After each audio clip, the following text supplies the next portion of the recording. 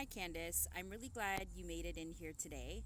My name is Rachel, and I am one of the addictions counselors here at Withdrawal Management, and I'll be part of your care team. I'll be with you for about the next half hour to complete your intake with you and show you around. Does that seem okay to you? I guess if I have to. Before we start, can I get you a glass of water for you? Yes, please. Great. Here you are, and before we begin, Candice, I would just like to find out a little bit more about you and find out what brought you here today. Honestly, it's really none of your business, but I'm here because I'm forced by my mother. She obviously thinks and knows what's going on with me, but has no idea.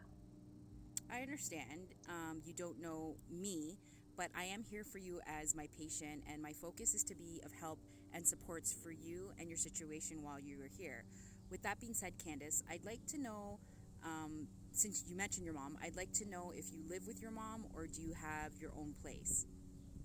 Yeah, I live with my mom. I can't afford my own place. Wish I did know. She always wants me following some rules of hers, like she's the law or something. I sense, like most people who have to share a space, including myself, sometimes it can be frustrating when both parties are in a disagreement. You know, Candace, time apart can help both parties to be able to kind of prioritize what's best for them and step out of the conflict for a little bit. Coming to withdrawal management, we are here to support you, to be here for you during your stay. Yeah, she forgets I'm an adult and she can and that I can make my own decisions. And I should be able to come and go as I please and do what I want while I'm out, and she shouldn't be able to tell me how to live my life. I get that. So, living with your mom under her roof, your mother has concerns when you go out. Is this correct? Yes, even though she shouldn't, and she should mind her own business, she doesn't need to be concerned with me. And what do you think her concerns are when you go out? I don't know that she can't control me. I mean, I go out with friends, and because I like to have fun, my mother gets mad at that I'm having a good time. Can I ask specifically what having fun with your friends consists of and means to you, just so I can get a better understanding of your situation? I have we have fun, hang out, go over to each other's houses, listen to music, maybe go to a party Friday or Saturday night. Sometimes dabble, in drugs, like all young adults do. Come on, I wouldn't doubt my own mom hasn't tried or has tried something, especially how crazy she acts when I get home. Okay, just to make sure my understanding is correct, it sounds like you're frustrated with your mom because she tries to control what you do at her home and when you're out having a good time with your friends and you return home under the influence. And you don't feel like you're doing anything wrong when you're having a good time, which is kind of what brought you here, correct? Well, yeah, she thinks I'm some kind of addict. I mean, I have come home under the influence before, but I go straight to my room when I get home. She's the one who comes barging into my room, starts screaming and yelling at me. She tells me I come in at all hours of the night and that I have locked myself in my room because she says I hallucinate and think someone is after me. I just think she's delusional. I probably just don't want her to come in my room. Okay, so when you're out, your choice of substance use is crystal meth. Is this correct? Yeah, And there could be some concern of hallucinations when you use crystal meth. yeah, my mom says I do. Okay, well, just so that we can get a better understanding, Candice, let's look into that.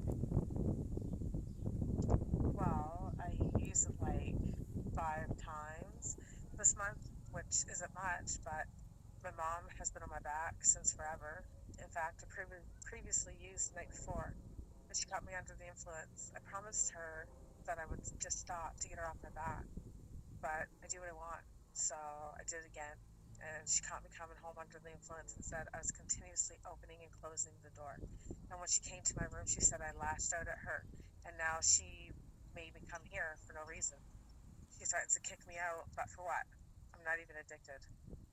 Okay, so from what you're telling me, Candice, correct me if I'm wrong, But you have stated that there could be a consequence to your crystal meth use under your mom living under your mom's roof, which is that you could be kicked out of your mom's home if you continue use, correct? I guess, but she probably won't do it. I also understand that you feel that your crystal meth use is not a problem to you, and the 5 times in the last month you stated you have lied to your mom about your use, and each time your mother was upset with you and has even caught you coming home under the influence and at times has witnessed you hallucinating. Does that sound right to you? Well, well, yeah, I guess when you put it like that. I just thought my friends and I were having a good time. I figured we did it only on occasions and we were only going out and I didn't make it a habit. I just thought we'd like to go out a lot. I only lied to my mom because she's constantly on my back. But I used to get mad also because I never knew what she was talking about when she said I was misleading and thinking people were after me. Okay. So, Candace, thank you for being open and honest about your situation. This information only helps us to provide you the best supports for you and your needs and to understand overall your situation and your experience. One thing I would like to provide you with is some information regarding crystal meth, as I want you to be informed about the facts about the substance you are using, because there can be negative effects when using crystal meth once the positive euphoric effects that you experience subside. According to the National Institutes on Drug Abuse, crystal meth can severely affect the structure and function of the brain, areas linked to emotion and memory. Okay, well, I'm not addicted. I can't stop before that happens. And even those who are not chronic users of crystal meth, they can still have some psychological effects that include anxiety, irritability, delusions, hallucinations, and paranoia.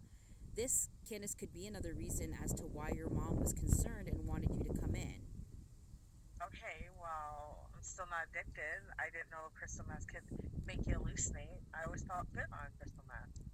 Yes, crystal meth does have a long-lasting euphoric effect, but it is also highly addictive and an illegal stimulant drug, and with more use can lead to considerable changes in your brain function.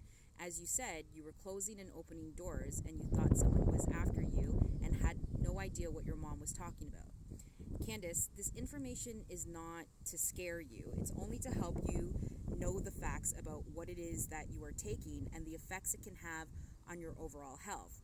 This can also explain some of your irritability being here, as again, you are withdrawing from the crystal meth you just used. Tell me what you think of this information. I guess I didn't really know any of this. My friends and I were just having fun. We don't need to use it every day. It kind of scares me that I didn't even know some of the things my mom was telling me I was doing. I still don't think I need to be here since it's not that serious.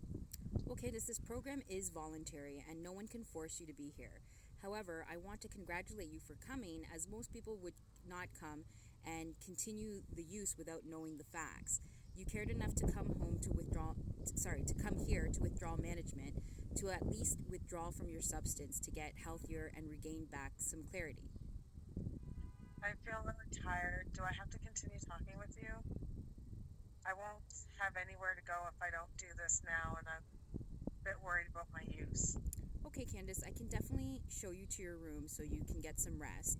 Your stay here will be anywhere from 3 to 5 days, and your first part of your stay will be in observation, as staff will monitor you and you'll be able to get your rest so your body can heal from your substance use. When you wake up, I will go through the assessment with you, which we can further look into planning your next steps and even look into any referrals and resources you may need before leaving here. But until then, your main focus is just to rest. How does that sound to you? Yes, once I get some rest, I'll be able to talk with you more. Can you show me where the bathroom is? Of course. After, I will show you to your room and provide you with a change of clothes and any toiletries if you need. Thank you. You're welcome.